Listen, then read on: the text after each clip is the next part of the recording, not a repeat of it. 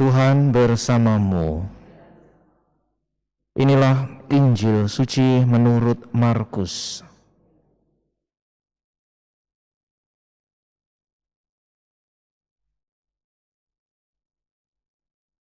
Sekeluarnya dari rumah ibadat di Kapernaum, Yesus dengan Yakobus dan Yohanes pergi ke rumah Simon dan Andreas. Ibu mertua Simon terbaring karena sakit demam. Mereka segera memberitahukan keadaannya kepada Yesus. Yesus pergi ke tempat perempuan itu dan sambil memegang tangannya, Yesus membangunkan dia, lalu lenyaplah demamnya.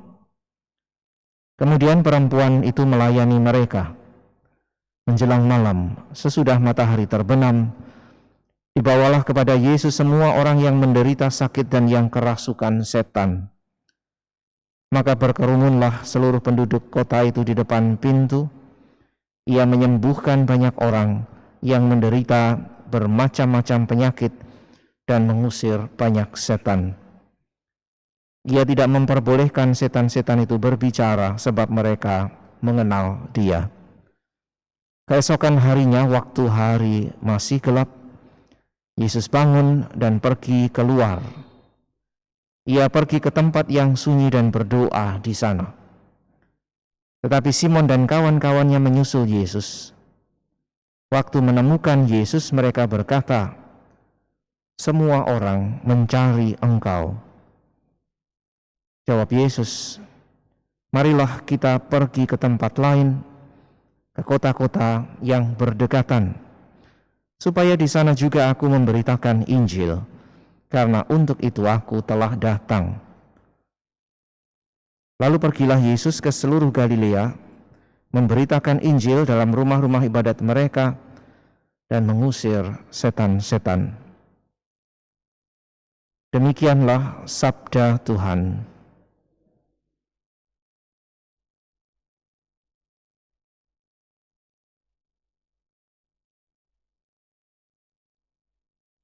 Saudara sekalian yang terkasih,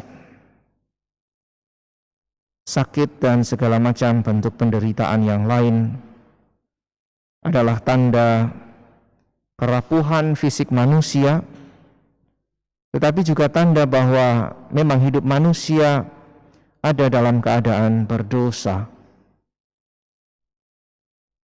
Karena itu, kehadiran Yesus adalah kehadiran yang hendak menunjukkan dan mewartakan pembebasan. Tetapi tentu saja kehadiran Yesus bukanlah kehadiran yang bisa disamakan begitu saja dengan misalnya hilangnya semua penyakit atau lepasnya semua penderitaan dari hidup manusia.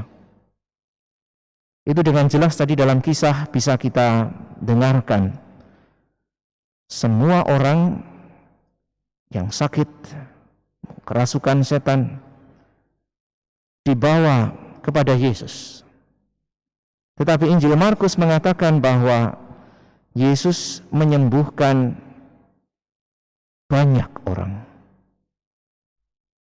Tidak dikatakan bahwa Yesus menyembuhkan dalam arti secara langsung menyembuhkan semua orang.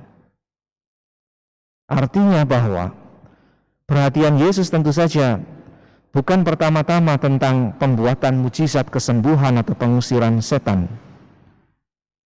Tetapi perhatian utama Yesus pertama-tama adalah mewartakan kehadiran Allah. Karena itu keesokan harinya, ketika masih banyak orang mencari Yesus, Yesus didapati justru sedang berdoa. Dan bahkan di akhir kisah tadi dikatakan, Yesus malah mengajak para muridnya untuk pergi ke kota-kota lain. Tidak dikatakan bahwa Yesus justru datang ke tempat di mana orang mencari dia. Tetapi Yesus pergi ke tempat lain, ke kota-kota berdekatan, supaya juga di sana ia memberitakan Injil, karena untuk itu ia telah datang. Ini yang dikatakan Injil Markus. Maka saudara sekalian yang terkasih, semoga kita tidak selalu salah perkiraan bahwa permohonan terbesar kita adalah permohonan tentang mujizat. Bahwa dengan segala hal permintaan kita kita berharap bahwa Allah mendatangkan mujizat, misalnya kesembuhan atau apapun juga. Perhatian Yesus yang pertama-tama dan paling penting seperti tadi dikatakan Injil Markus adalah menyatakan bahwa Allah hadir. Tidak mengatakan bahwa pertama-tama Yesus datang supaya semua penyakit hilang atau semua setan kemudian lepas dari hidup manusia. Itu semua tidak ada artinya kalau orang tidak menerima Tuhan. Maka pewartaan Yesus adalah pewartaan yang menyatakan Allah hadir. Apakah orang terbuka pada penerimaan kehadiran Allah ini atau tidak? Bahwa ada mujizat, ada pengusiran setan, ini adalah bentuk-bentuk manifestasi dan hanyalah beberapa bentuk manifestasi dari kehadiran Allah. Bukan identik atau katakan bahwa kehadiran Allah hanya ada pada misalnya penyembuhan atau pengusiran setan. Mari saudara sekalian yang terkasih, kita mohon rahmat iman agar sungguh kita bisa menerima kehadiran Tuhan terlepas dari segala macam perjuangan dan pergulatan hidup kita. Kehadiran Tuhan bukan pertama-tama lalu membebaskan kita dari perjuangan dan pergulatan, tetapi membawa kita pada ketekunan, pada kesabaran, pada penyerahan diri yang jauh lebih besar, pada keyakinan bahwa setiap penderitaan juga bisa disatukan dengan penderitaan Kristus sendiri, sehingga lalu kita memiliki pemahaman yang jauh lebih benar tentang kelemahan, tentang kerapuhan, tentang kejatuhan kita sebagai manusia di dalam dosa, agar kita juga boleh akhirnya semakin berani menyerahkan diri pada kerahiman Allah, pada penyertaan diri Allah, pada pembebasan yang selalu Allah akan berikan juga kalau kita bisa menerima dan mau menerima kehadirannya. Semoga dengan demikian pula saudara sekalian yang terkasih, kita menjadi semakin memiliki iman yang benar dan bukan iman yang sekedar dikuatkan atau mungkin iman yang hanya diukur dari ada atau tidaknya mujizat di dalam hidup kita. Ada atau tidak ada mujizat di dalam hidup kita, Allah tetap bekerja dengan caranya, karena kita tidak pernah bisa memaksa Allah untuk terus selalu menjawab persoalan hidup kita dengan mujizat. Allah menyertai, Allah mendampingi, Allah menyatakan diri, dan kita diajak untuk menerimanya.